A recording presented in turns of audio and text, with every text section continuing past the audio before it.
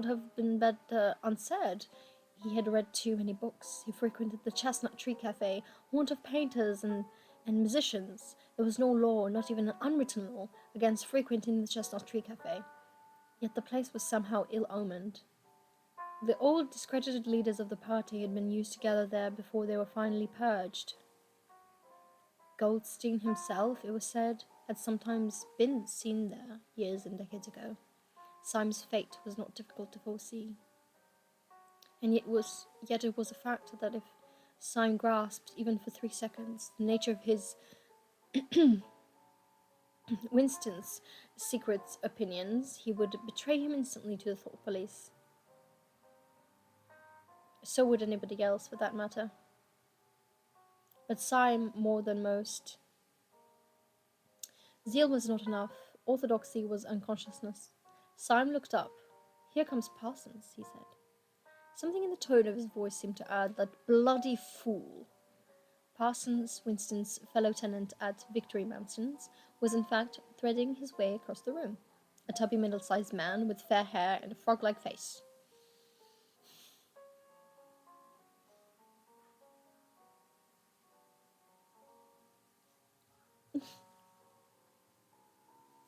At 35, he was already putting on rolls of fat at neck and waistline, but his movements were brisk and boyish. His whole appearance was that of a little boy grown large, so much so that although he was wearing... one moment, I need to... I want to take a screenshot of me.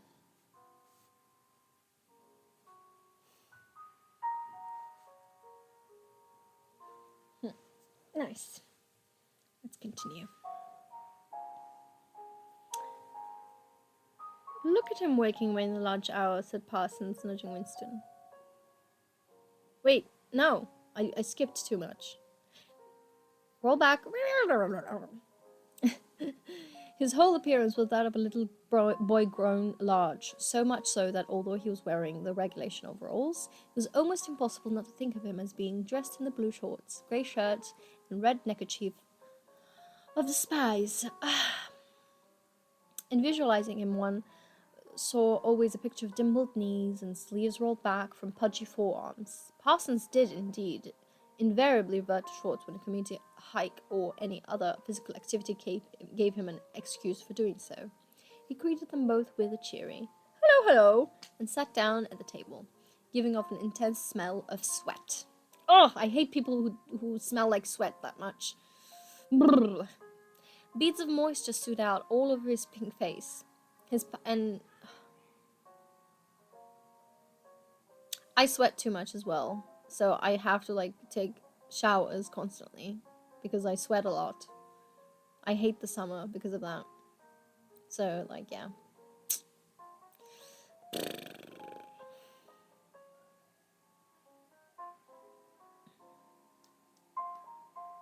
Anywho, continuing. Beads of moisture stood out all over his pink face. His powers of sweating were extraordinary. Oh my god.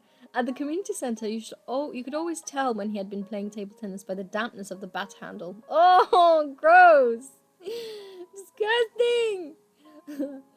Syme had produced a strip of paper on which there was a long column of words and was studying it with an ink pencil between his fingers. "Look at him working away in the lunch hour," said Parsons, nudging Winston. "Keenness, eh? What's that you got there, old boy? Something a bit too briny for me, I expect? Smith, old boy, I'll tell you why I'm chasing you. It's that sub you forgot to give me." "Which sub is that?" said Winston, automatically feeling for money. About a quarter of one's salary had to be earmarked for voluntary subscriptions, which were so numerous that it was difficult to keep track of them. For Hootwig, the house-by-house fund and treasure for a block. We're making an all-out effort. Going to put on a tremendous show, I'll tell you. It wouldn't be my fault if Old Victory Mansions doesn't have the biggest outfit of flags in the whole street. $2 you promised me. Winston found and handed over 2 crazed filthy notes, which Parsons entered in a small notebook in the neat handwriting of the illiterate. "By the way, old boy,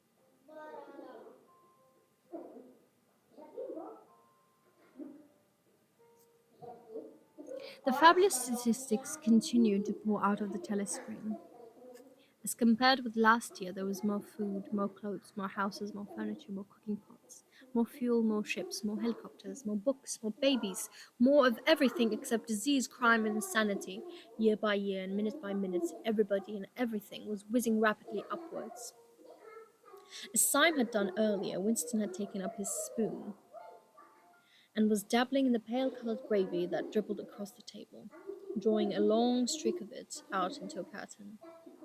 He meditated resentfully on the physical texture of life. Had it always been like this? Had food always tasted like this? He looked round the canteen, a low ceilinged, crowded room, its walls grimy from the contact of innumerable bodies, battered metal tables and chairs placed so close together that you sat with elbows touching, bent spoons, dented trays, coarse white mugs, all surfaces greasy, grime in every crack, and a sourish composite smell of bad gin and bad coffee, metallic stew, and dirty clothes. Always in your stomach and in your skin there was a sort of protest, a feeling that you had been cheated of something that you had a right to. It was true that he had no memories of anything greatly different, and any time that he could adequately remember, there had never been quite enough to eat. One never One had never had socks or underclothes that were not full of holes. Furniture had always been battered and rickety, rooms underheated, tube trains crowded, houses falling to pieces. Bread dark coloured, tea a rarity, coffee filthy tasting, cigarettes insufficient, nothing cheap and plentiful except synthetic gin, and though, of course, it grew worse as one's body aged. Was it not a sign that this was not the natural order of things? If one's heart sickened at the discomfort and dirt and scarcity, the interminable winters, the stickiness of one's socks, the lifts that never worked, the cold water, the gritty soap, the cigarettes that came to pieces, the food with its strange evil tastes, why should one feel it to be intolerable unless one had some kind of ancestral memory that things had once been different? He looked around the canteen again. Nearly everyone was ugly. Pooh! Oh my god! That was a roast! Holy shit! Oh my god, Winston! Damn, chill, guy. My guy. Everyone is ugly? Damn, chill. Holy shit. I didn't expect that. Okay. Nearly everyone was ugly. Okay. It's serious. Serious face. Serious face. Serious face. Nearly everyone was ugly, and would still have been ugly even if dressed otherwise than in the uniform blue overalls. On the far side of the room, sitting at a table alone, a small, curiously beetle-like man was drinking a cup of coffee, his little eyes darting suspicious glances from side to side. How easy it was, thought Winston, if you did not look about you, to believe that the physical type set up by the party was an ideal. Tall, muscular youths and deep-bosomed maidens, blonde-haired, vital, sunburnt, carefree, existed and even predominated. Actually, so far as he could judge, the majority of people in Airstrip 1 was small, dark, and ill-favored. It was curious how that beetle-like type proliferated in the ministries, little dumpy men growing stout very early in life, with short legs, swift scuttling movements, and fat, inscrutable faces with very small eyes.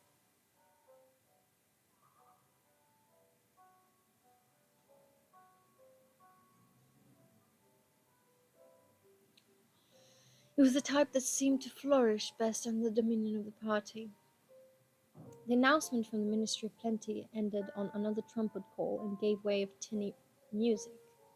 Parsons, stirred to vague enthusiasm by the bombardment of figures, took his pipe out of his mouth. The Ministry of Plenty's certainly done a good job this year, he said, with a knowing shake of his head. By the way,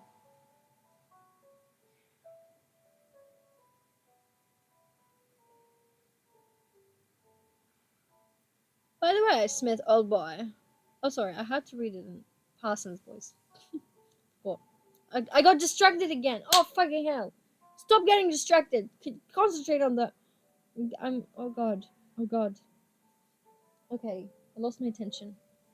Attention! Come back here! Why is it so difficult? So difficult to.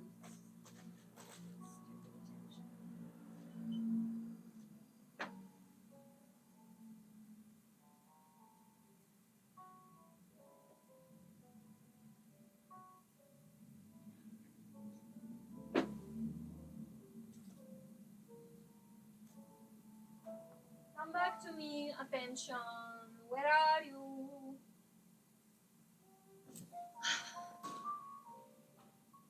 Mm. No, actually, it just gives you executive dysfunction. So you dissociate every 5 seconds, and it's difficult to read because yeah, but yeah, I've always been like this. Always been neurodivergent. Always been, like my eyes are just everywhere. Like no, no, no, no, no, no, no, no, no, no, you know.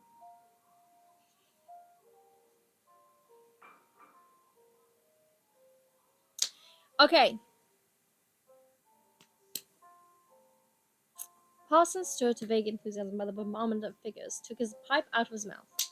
The Ministry of Plant has certainly done a good job this year. By the way, Smith, old boy, I suppose you haven't got any razor blades you can let me have. Not one. I've been using the same blade for 6 weeks myself. Oh, well, just thought I'd ask you, old boy. Sorry, said Winston. The quacking voice from the next table, temporarily silenced during the ministry's announcement, had started up again, as loud as ever. For some reason, Winston suddenly found himself thinking of Miss Parsons, with her wispy hair and the dust in the creases of her face. Within 2 years, those children would be denouncing her to the thought police. Miss Parsons would be vaporized. Syme would be vaporized. Winston would be vaporized. O'Brien would be vaporized. Parsons, on the other hand, would never be vaporized. The eyeless creature with the quacking voice would never be vaporized. The little beetle-like men who scuttled so nimbly through the labyrinthine corridors of ministries, they too would never be vaporized. And the girl with dark hair, the girl from the fiction department, she would never be vaporized either. It seemed to him that he knew instinctively who would survive and who would perish, though just what it was that made for survival, it was not easy to say. At this moment, Winston is such a savage. He's calling them ugly and dumb at the same time. Like, holy shit. Damn.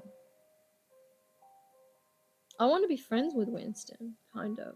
But he's so aloof. Like, I mean, I guess it's like normal for him to be unreacting and shit because, you're living in a conditioned society and you're constantly going through the same kind of schedules and whatnot. But yeah. At this moment, he was dragged out of his reverie with a violent jerk. The girl at the next table had turned partly round and was looking at him. It was a girl with dark hair. She was looking at him in a sidelong way, but with curious intensity. The instant she caught his eye, she looked away again. The sweat started out on Winston's backbone. A horrible pang of terror went through him. It was gone almost at once, but it left a sort of nagging uneasiness behind. Why was she watching him? Why did she keep following him about? Unfortunately, he could not remember whether she had already been at the table when he arrived, or had come there afterwards. But yesterday, at any rate, during the 2 minutes' hate, she had sat immediately behind him, when there was no apparent need to do so. Quite likely her real object had been to listen to him and make sure whether he was shouting loudly enough. His earlier thought returned to him. Probably she was not actually a member of the thought police. Then it was precisely the amateur spy who was the greatest danger of all. He did not know how long she had been looking at him, but perhaps for as much as 5 minutes, and it was possible that his features had not been perfectly under control. It was terribly dangerous to let your thoughts wander when you were in a public place or within range of a telescreen.